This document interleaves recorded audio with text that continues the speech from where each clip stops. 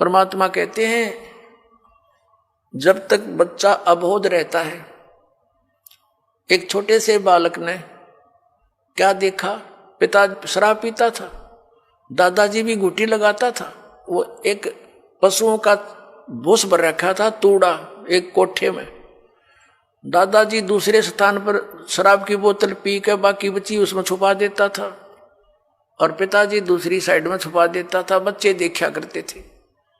एक दिन उस बच्चे ने सोचा पिताजी पीवे दादा पीवे तो बढ़िया चीज होगी, तू भी पी ले। उसमें कीड़े मारने की दवाई थी, कोई विष था, वो बोतल भी उस तूड़े में दाब रखी थी। उस बच्चे ने हाथ उठ मारा कि छी कोई पावे वो मैं भी पीऊं। वह कीड़े के जो तेल था मारने के जो विष था वो हाथ लग गया, गाल का कप में पी गया। 10 मिनट बाद छोड़े मरा पाया, सुना देखा बोतल धरी कप रखा।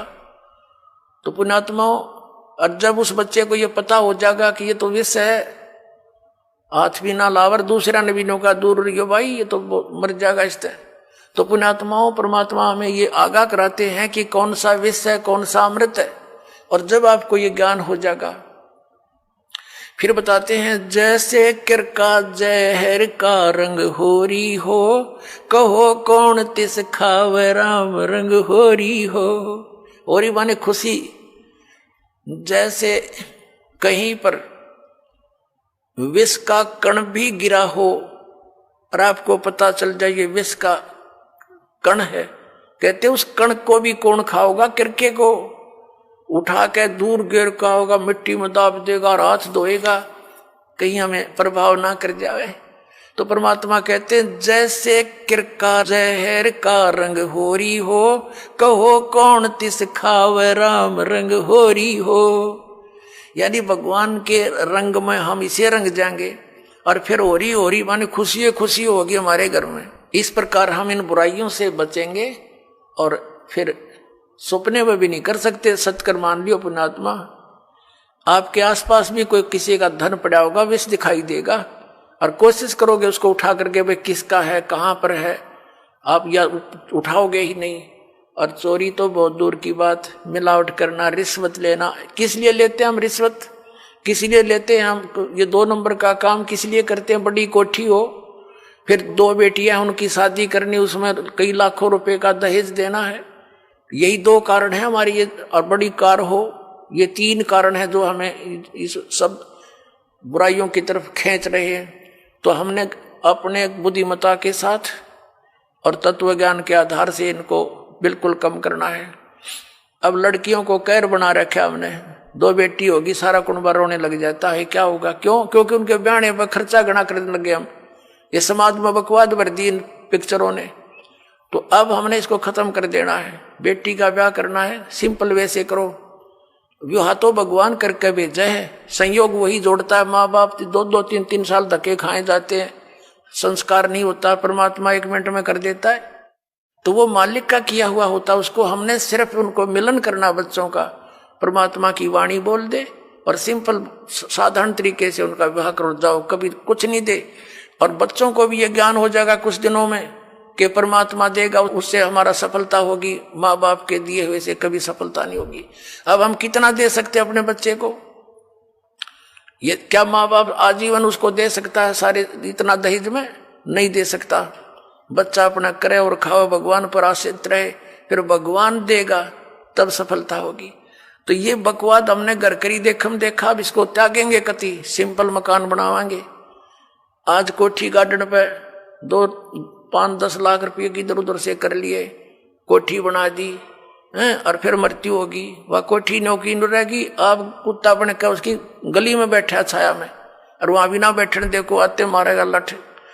तो हमने इतना ही काम करना है जो हमारा भक्ति में बाधक ना हो। हम सारा जीवन किले बनाने में, कोठी खरीदने के चक्कर में 100 पाप कर बैठते हैं, वो पाप हमारे साथ चले जाते हैं, वह कोठी और कार यहीं रह जाती है। तो इस ज्ञान के आधार से आप जी ने सबसे पहले तो हमने इस विवाह की क्रियाओं को बदलना पड़ेगा। उसके बाद फिर हमने इन कोठियों की जरूरत क्या है गणी, एक सिंपल मकान बनाओ जो भगवान ने आपको दे रखा है, अवश्य बनाओ, ठीक गर्मी सर्दी से बचने के लिए। और समय की वर्तमान की जो आवश्यकताएं हैं, आपको कार भी चाहिए, मान ले स्पीड अच्छी होगी जमाने की, मोटरसाइकिल चाहिए, आप विश्वास करना परमात्मा आपको वो भी देगा। लेकिन सदुपयोग के लिए उसमें परमात्मा की कैसेट ला के चले, उसके अंदर भगवान की टेप चलावे, मालिक की चर्चा करता जावे और आवे, तो वो आपको सबको दे सकता है। मालिक के घर में किसी चीज की कमी नहीं, लेकिन दुरुपयोग ना हो।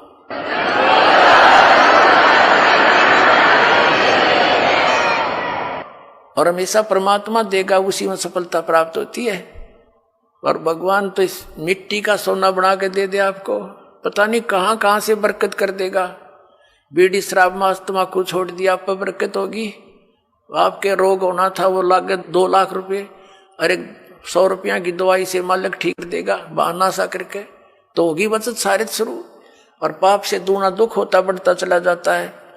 एक पैर में थोड़ा सा दर्द होया था एक व्यक्ति के, नौका टांग कट के पीछा छूटा, और अब नाम लेने के बाद डॉक्टर सलाह देते हैं कि टांग कटती अगर तो 2 दिन लेट हो जाता था। अब वो टांग बच की 200 रुपये की दवाइयों से। तो पुण्यात्माओं, पुण्य और पाप के ऐसे फल अलग अलग बन जाते हैं। तो हम पुण्य करेंगे तो परमात्मा हमारे साथ होगा, विधान है उसका।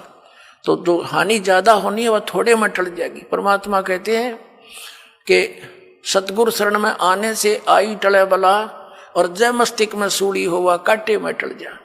यदि हमारे प्रारब्ध के अंदर मृत्यु होनी हो तो परमात्मा कहते हैं कांटा लग जाने से उसको इतने में ही आपके उस पाप को वो परमात्मा कैंसिल करवा देगा। तो इसलिए भगवान की खोज हम किया करते थे। भाई जो गुरु वचन पे डट गे, रकट गे फंद 84 के, कट गे फंद 84 के, रकट गे फंद 84 के। भाई जो गुरु वचन पे डट गे, रकट गे फंद 84 के। वस्तु मिली ठोर की ठोर, मिट गई मन पापी की दौड़। और अधिक जानकारी वसंत रामपाल जी महाराज जी से निशुल्क नाम दीक्षा प्राप्त करने के लिए संपर्क करें। हमारे संपर्क सूत्र है 8222 880541 8222 880542। आप नीचे स्क्रीन पर दिए गए हमारे अन्य नंबरों पर भी संपर्क कर सकते हैं। विजिट करें हमारी वेबसाइट पर। हमारी वेबसाइट है www.jagatgururampalji.org।